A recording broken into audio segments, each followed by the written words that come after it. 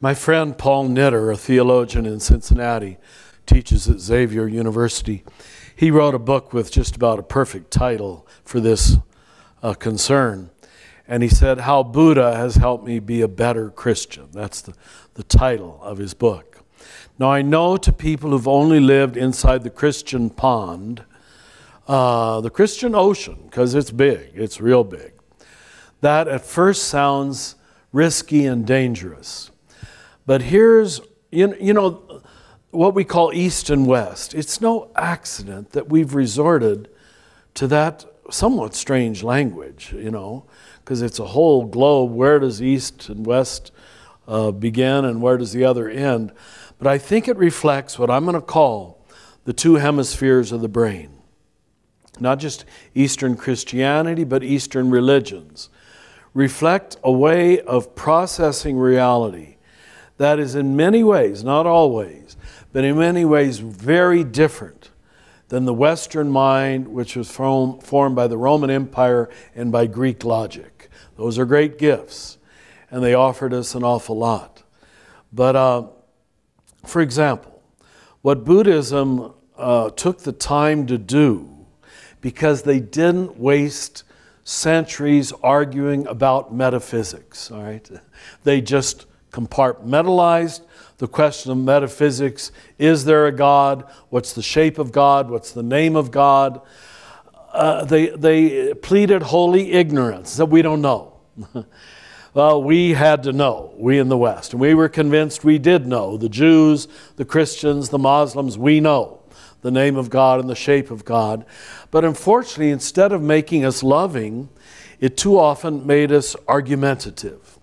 So the Eastern religions spent centuries, instead of arguing, observing.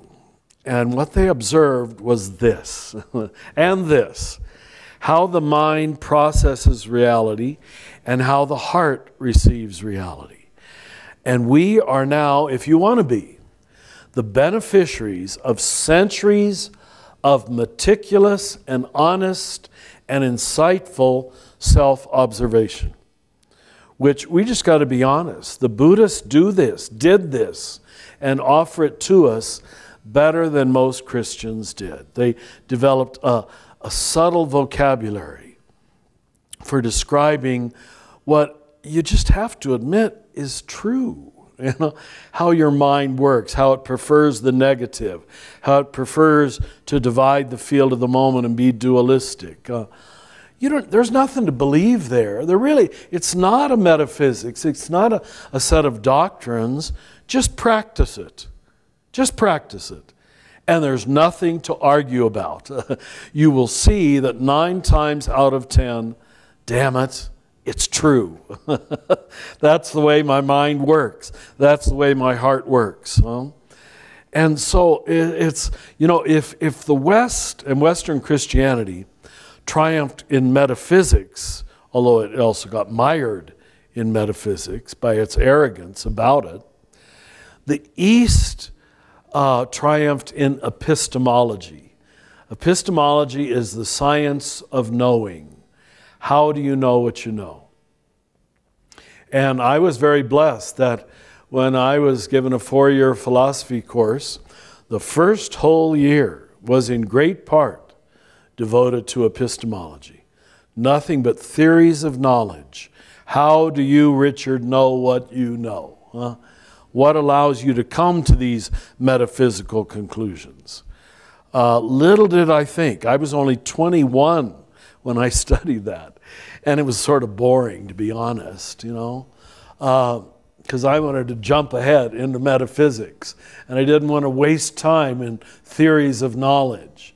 But only really in the second half of life did I realize what a gift the Franciscans had given me by forcing me to be critical about how I pretend to know what I know. And then when I discovered Buddhism, I said, you know what? They're doing the same thing. And we call it Eastern religions. They are in no way, well, in almost all ways, not in competition with Christianity. They're in many ways absolutely complementary. And they can only make you, in most cases, a better Christian. Where you can keep your metaphysics, but now you're going to have a much more, or your doctrines, in other words, a much more insightful paradigm for interpreting those doctrines. I often said at the beginning of retreats, I hope you leave here with all of your doctrines totally intact. But I bet you're going to understand them in a very different way. And I think that's what growth and transformation means.